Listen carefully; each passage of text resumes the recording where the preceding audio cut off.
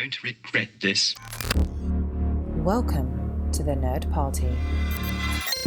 Hi, this is Nick Anastasiou, story editor on Star Wars The Clone Wars and Star Wars Bad Batch.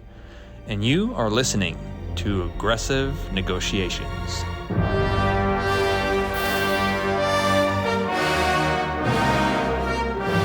That's right. It's Aggressive Negotiations, the Star Wars podcast that delves into nooks, crannies, and crevices you never knew existed in the galaxy far, far away. I am one of your humble hosts, Jedi Master John Mills, and joining me on this journey once more, forevermore, possibly, don't know. We lost the map on how to get out of hyperspace. Jedi Master Matthew Rushing. Matt, do you know where the damn map is? I'm panicking here at this point. I was laughing when you said crevices. I was like, did we get lost in one of the folds of Jabba the Hutt here? You know what? If that's where the topics are, that's where we're going, Matt. That people should expect that by this point with this show. And something that they should also expect is that if they're enjoying the show, they should go over to Apple Podcasts and drop us a rating and review. Look, we know that we ask so much of everybody to go over and do that little star rating and review. But it's all we ask of you. All we will ever ask of you. And we would appreciate it if you did. And Matt, we have another one of our surprise topic sort of nights going on. We'll have a little bit of fun with this. And you know what? First and foremost, before we get into the topic, I just want to say from Matt and myself out to everybody, we hope everybody's doing okay. All right? Yeah. Genuine side note. Just, I know it's weird to open the show like this, but you know what? Here we are in summer 2025, and everybody just seems to be getting more and more angsty. Let's be more Jedi. Let's be more Qui-Gon going forward, and let's roll with the punches. Let's get a little more Zen out there, you know? Yeah, a little bit more Zen. A little bit more Zen. Even Yoda, in the 6th season of the Clone Wars, realized, you know, everything's going to work out. This too shall pass. That's right. But what won't pass is this idea that I have in my head for what we're going to talk about, which comes from a conversation we were having before we started recording. Okay. So you mentioned how a friend of ours, Yancey, and myself just listened to a brand new audiobook interpretation of Shadows of the Empire. Now, you and I, there's an episode of Aggressive Negotiations. We'll reference it in the show notes that you can go back and listen to us rereading it.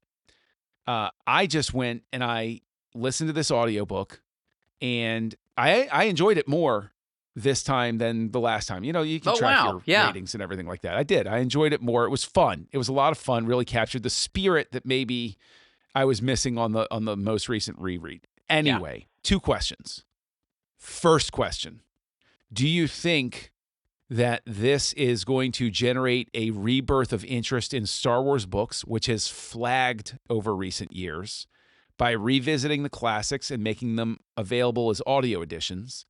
And 2, given the podcast, streaming, audiobook, Spotify environment, do you think it's time for Lucasfilm finally to re-embrace the radio drama, which they did so well with the original trilogy? I love this question, John. And, you know, I think back to a few years ago, I'd been reviewing the Star Wars books for the longest time. And one of the things that they did was they did that Dooku Jedi Lost audio drama, which is phenomenal. The production value is fantastic, and you know, the full cast and all the sound effects and everything like that, so well done. And you know, I grew up listening to audio dramas as well as a kid. I loved them, like a radio show that I would listen to all the time, my sister and I. And so I'm predisposed to love this stuff, right? And so when this came out, I thought it was a great medium to dive into, because it was almost like listening to an episode of the Clone Wars, right?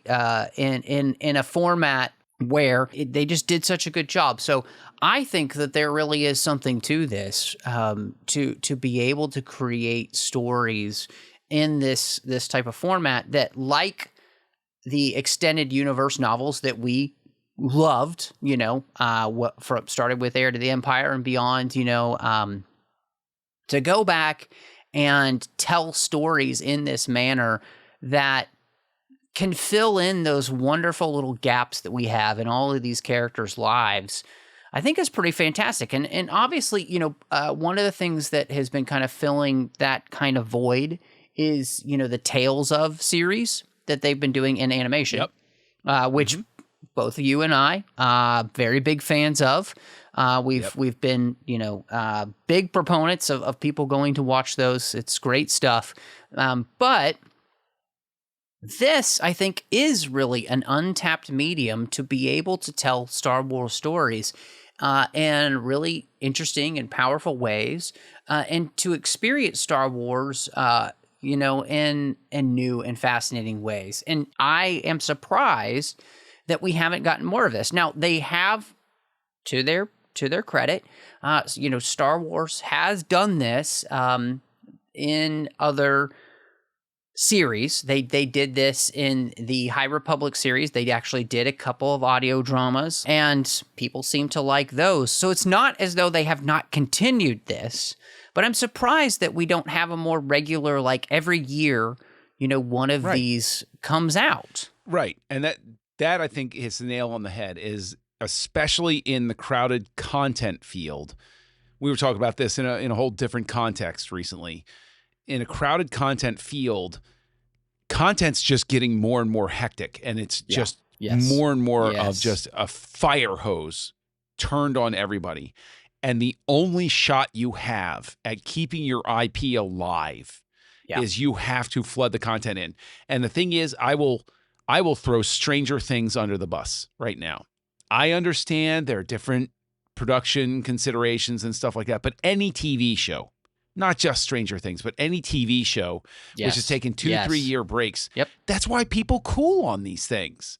The whole reason that you go back to the golden era of television, which I contend goes through the 1990s. Agreed. And maybe even the early 2000s, is you had something every single week. When something caught on, you could hammer people with it. You can't let up on the gas. So to your point, yes, I should have a new audiobook on a regular basis. I should have a subscription feed on a regular basis.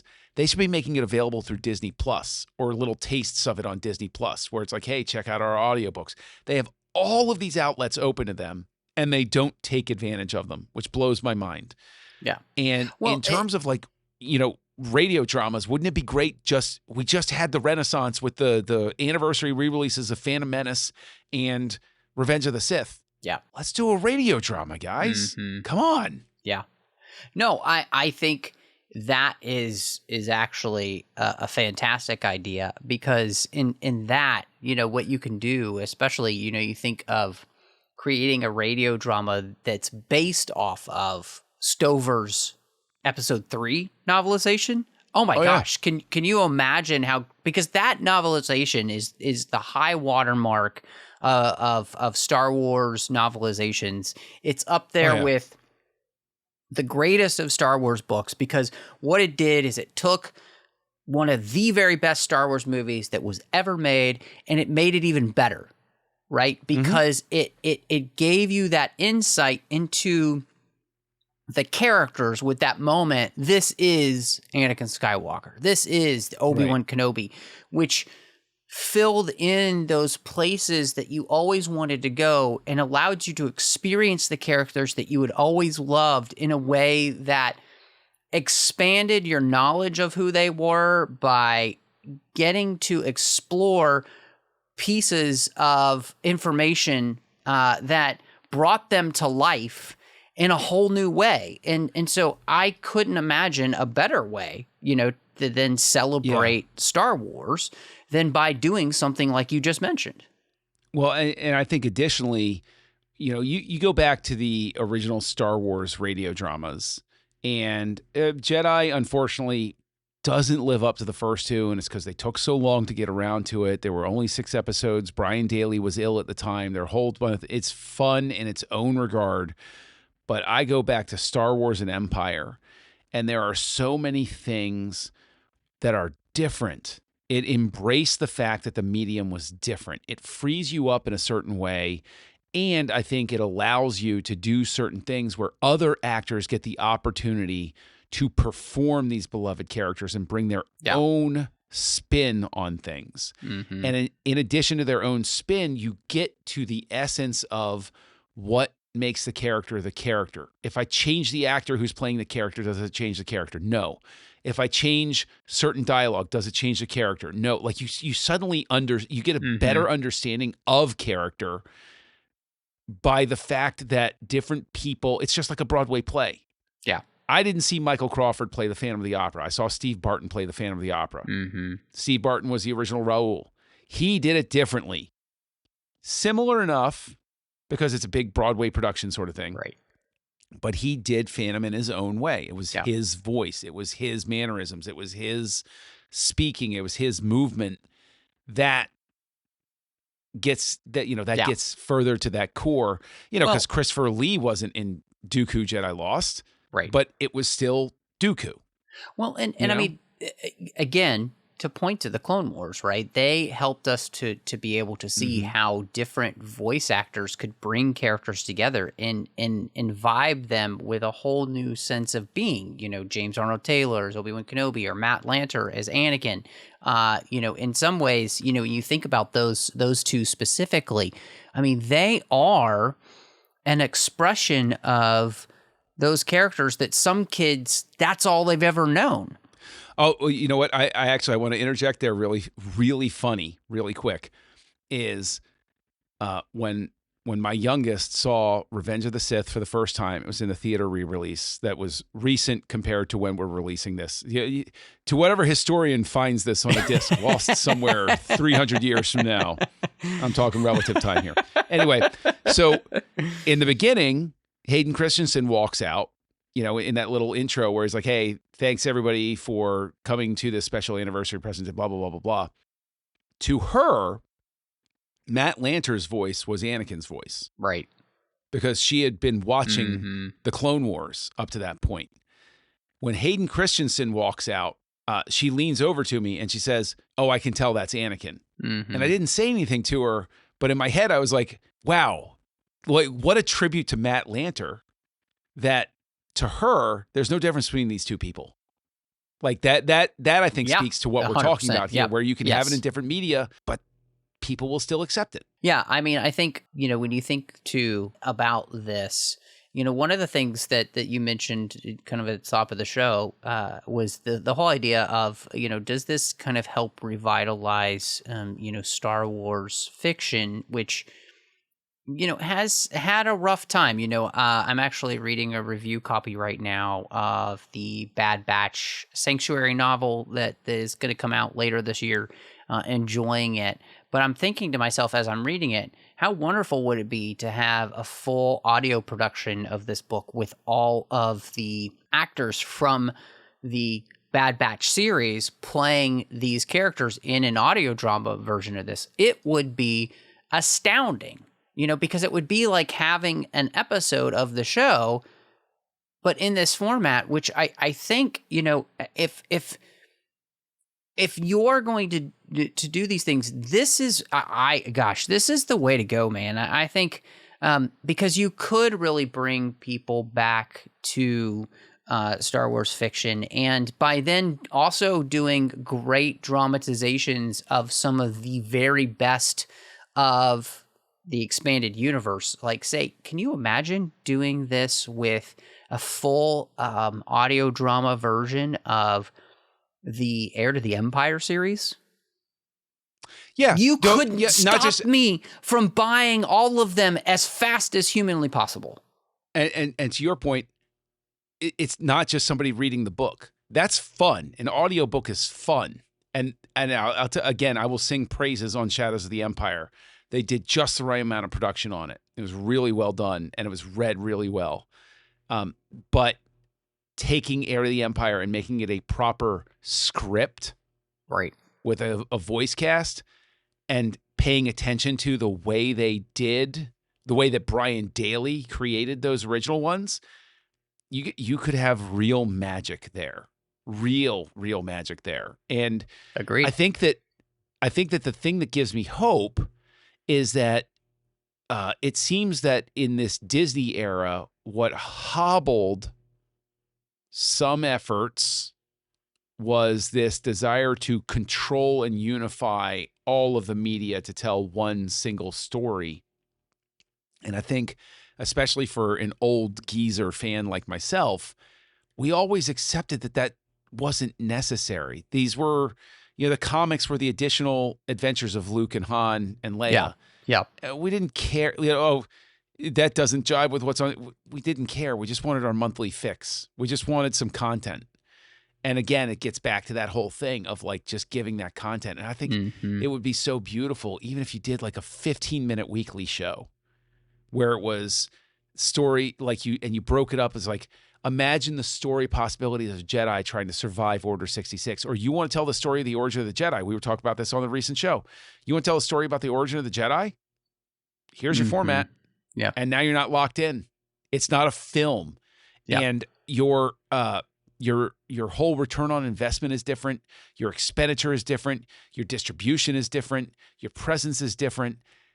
I mean, I'm talking myself into doing something now and just be like, let Disney come after me. This is my name is Matt Rushing, and Disney can sue me at Matt Rushing02 on any social network. Thanks, that buddy. They want. Appreciate Remember that name is Matt Rushing. Yes. Go after him, Disney lawyers. Yes. Please don't. No, I see the thing about this is, and I just couldn't agree with you more. I think that there's just kind of so much to love here about this idea, and what it does is it really gives us the opportunity to just be able to enjoy Star Wars in a new way, and you and Yancey living that experience of getting to hear a great audio version of Shadows of the Empire and it bringing the book to life to you in a way that made you think, oh my gosh, this is like way better than I remember. I think that's kind of the beauty of what we're talking about. Like you're actually allowing people to be able to then experience things that may make them fall in love with it in a way that they weren't in love with it before. And in that experience, people then are hungry then to go and search for more, because, I don't think Yancey will mind me saying this, but one of the things that happened, is that he immediately went and listened to the audiobook version of Rogue Planet that had also just come out. Because of his experience that he had with the Shadows of the Empire, he immediately thought, wow, man, I want more of this. So he went and picked up Rogue Planet and he listened to it. And so when you do that, you're just, you're encouraging people then to go explore more of the content because they liked something so much. They're like, oh, I want more of this. And, if you provide it, if you build it, they will come. That's what they say. And so I would love to see them build more of these things so that when people enjoy something like Shadows of the Empire, they can immediately be pointed to, like, if you liked that, you should try this. And that's just all about creating that content to make sure that it's there. Can you imagine if they had done something like this and then you tease it on Disney Plus and stuff like that for Galaxy's Edge to sell the place as a place you wanted to go? If you had an audio series, Tales from Galaxy's Edge, Tales from the Galaxy's Edge, and it's not just centered around the Kylo Ren character or anything like that. They can come and go as you need them to, but you could actually tell those stories. Because look, I hate to break it to everybody, just as a closing point, kids ain't reading no more. They're not. They're scrolling on their devices. I'm not saying that like old man shaking his fist at clouds. I'm not yelling at the cloud. Right? I'm saying like it's rare for books to move now. This is it. This is how you're going to revitalize what was your expanded universe in the past and move it beyond the Gen Xers and older millennials who are still okay with reading. And it's people aren't giving up reading because they're dumb. They're giving up reading just because it takes a lot of time. And you can engage somebody a lot faster, and you can get... Anyway, I think we've made our point. I'm not trying to belabor it or anything like that. I think it would be great if the tastemakers and producers somehow heard this. I'll offer my services for free. I think you would too, Matt. We'll be your initial group to get this moving inside the hallowed halls of Disney and Lucasfilm. I'll show up for a weekend. I'll just pitch some ideas at you guys and walk out. There you go. Free of charge. Just put my face like a little stamp on every single product you sell. That's all I'm going to ask in return. So that's that'll kill sales. But what won't kill sales is if people reach out to you online, Matt. Where can people find you? Well, you can find me all over social media under the name Matt Rushing02. So just search the media platform. If I'm there, that's the name I'm under. Of course, here on the network, there's a completed show I did with Drea Kaufman, talk about every single chapter of the Harry Potter series, one chapter at a time, speaking of books. Also, over on the TFM network, doing a bunch of shows. One's called The 602 Club, which is a show where we talk about all of the franchises we love. John's a frequent guest. We also cross over with Star Wars episodes here with Aggressive Negotiations. Of course, I'm also doing a lot of great Star Trek talk over there with my wonderful friend, Chris Jones. So if you like that franchise, that is the place to be. But John, if people would like to talk to you, maybe they have some great ideas of, stories that they would love to see in this format, where could people find you? Oh, well, you could go ahead and you can find me as Kessel Junkie on your social network of choice. Best one, I think, is Letterboxd, because all I can do is talk about movies. You can also find me on Goodreads. For those nerds out there like me who are still reading, I'm active on that platform. Name again is Kessel Junkie. And of course, here on the network, you can hear me co-hosting a series with Darren Moser and Tristan Riddell called House Lights, where we talk about the works of different directors. We just wrapped up Wes Craven, and we're talking about Spike Jonze. And if you have an idea for any directors, go ahead and reach out to us and let us know. I'm just saying, Joseph Kosinski. I'm on board. I'm already sold. I'm already on board. I'm a huge fan of the guy, and hopefully we can get there. And if they're listening, I hope that they finally listen to me and we do a series about Catherine Bigelow, because talk about a great director people have slept on over the years. Mm-hmm. Agreed. But I have to go back and I have to go into the Jedi archives and I have to reorganize Yoda's DVD collection. So good luck with that. Yeah, I know, right? There's some classics in there, I'll tell you. But he's into there's some weird stuff in there. The less I say, the better. Yeah. But I think it's time we close these negotiations. John, negotiations are closed.